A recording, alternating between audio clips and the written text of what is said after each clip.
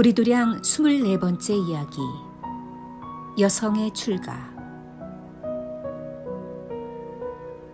부처님의 아버님인 수또다나 왕이 돌아가시고 얼마 후의 일입니다.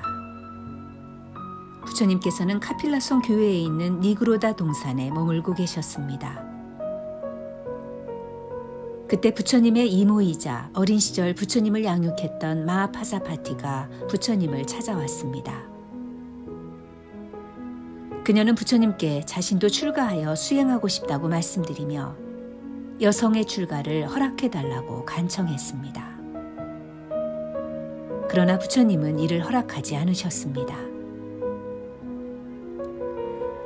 그 후 부처님은 카필라성을 떠나 바이샬리 교회의 마하바나에 머물고 계셨습니다.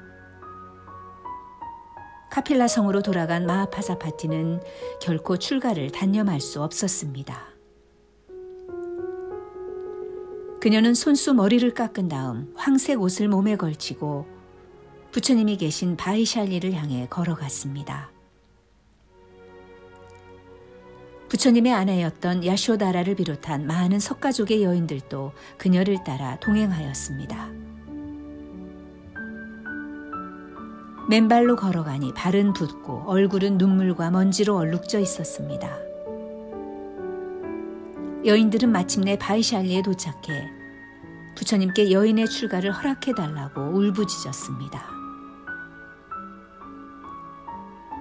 이 소리를 들은 부처님의 시자인 아난존자는 여인들을 가엾이 여기며 밖으로 나갔습니다. 그녀들은 여인의 출가를 허락해 주시도록 부처님께 주선해달라고 아난존자에게 간곡히 청했습니다.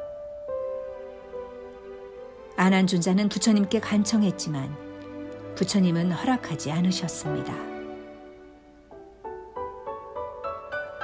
그러자 아난존자는 부처님께 다음과 같이 질문했습니다.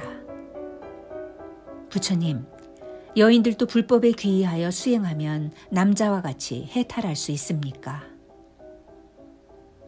아나나, 당연히 그럴 수 있다. 그 대답에 용기를 얻은 아난존자는 마하파사파티가 부처님을 어린 시절 길러주신 은혜를 생각하고 여인들도 해탈의 길을 걸어가도록 출가를 꼭 허락해달라고 몇 번이나 간청하였습니다. 그러자 부처님은 심사숙고 끝에 마침내 여성의 출가를 허락하셨습니다. 그러나 거기에는 몇 가지 조건이 따랐습니다.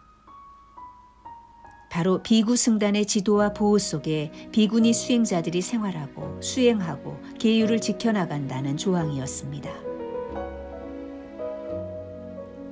아난존자는 마하파사파티에게 부처님의 뜻을 전했습니다. 그녀는 다음과 같이 말했습니다. 젊은이가 머리를 감고 아름다운 꽃을 장식하는 것을 좋아하듯이 저는 부처님께서 말씀하신 조항들을 계율로 지키며 한평생 소중하게 지켜나가겠습니다.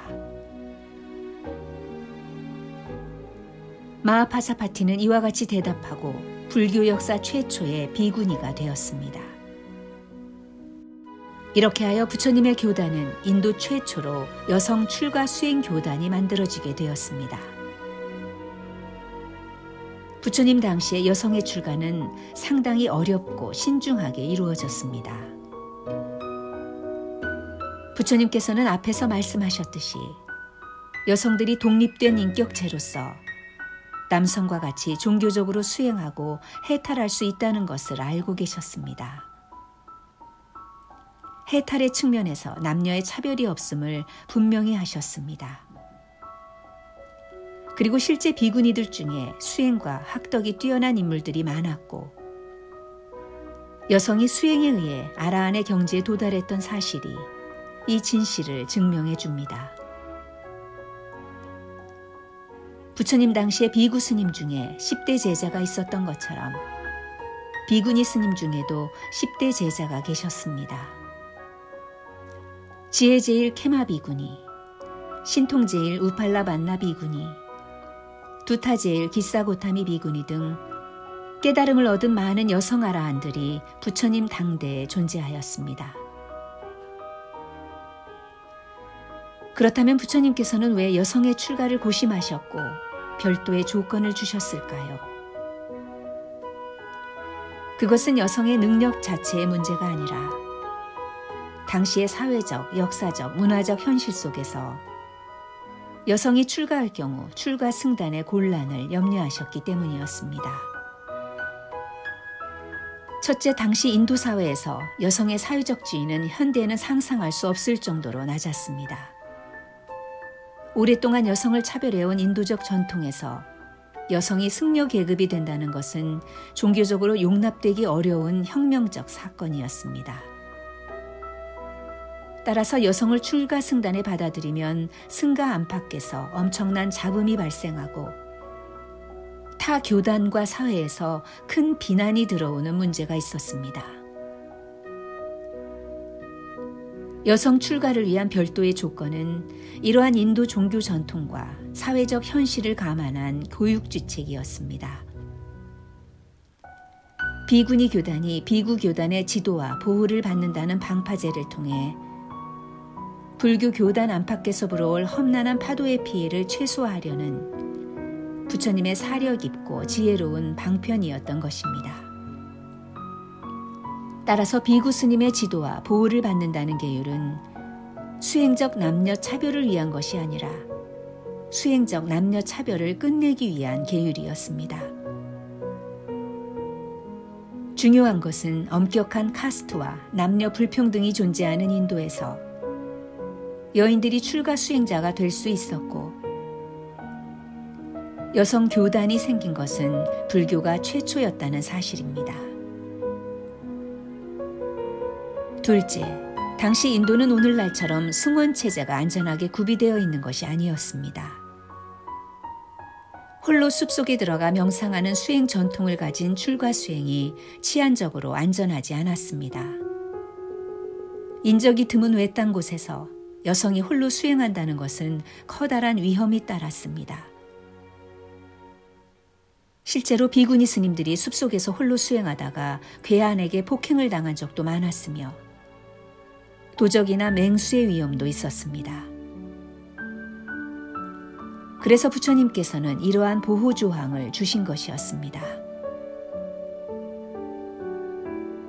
셋째, 당시 사회 전통에서 남성 의존적으로 살아왔던 여인들이 출가 수행을 하려면 현실적으로 여러 면에서 비구 교단의 보호와 지도가 필요했습니다. 또한 생리적으로 보더라도 출가 단체 생활을 할 때 남자 스님들에 비해 여자 스님들이 지켜야 할 계율이 더 많았습니다. 여인의 출가에 대해 부처님께서는 비유를 들어 이렇게 말씀하셨습니다. 여자가 많고 남자가 적은 집안에는 도적이 침범하기 쉽다. 또 논밭에 여물 것이 성기면 열매를 거둘 수 없다. 이와 같이 여성이 출가하게 되면 수행의 순결이 유지되기 어렵다. 큰 연못둘레에 두글마가 물의 범람을 막듯이 나는 비구니들에게 몇 가지 계율 조항을 만든 것이다. 부처님께서는 출가를 열망하는 여인들을 자비롭게 바라보시면서도 여인들의 출가로 인한 교단 안팎의 현실적 곤란을 분명히 직시하시어 불교 교단을 보호할 수 있는 방안을 계율로서 제정하신 것이었습니다.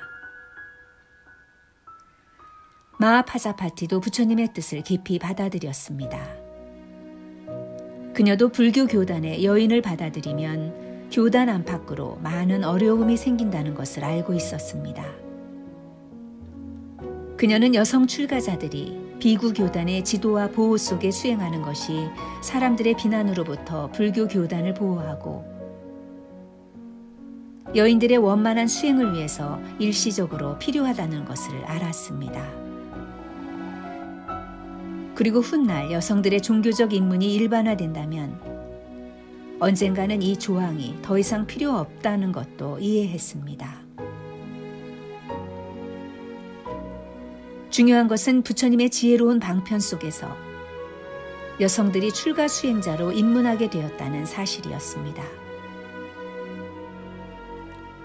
그런데 남녀 평등이 구현된 오늘날도 여성 출가의 스토리가 비구와 비구니를 차별하는 독소로서 작용한다면 그것은 부처님의 참다운 정신을 올바르게 이해하지 못한 것입니다. 여성의 출가 수행 전통이 일반화되고 여성이 남성과 대등해진 사회적 문화적 풍토에서 비구니 스님에 대한 불평등한 조항들은 시대에 맞게 변화되어야 할 것입니다.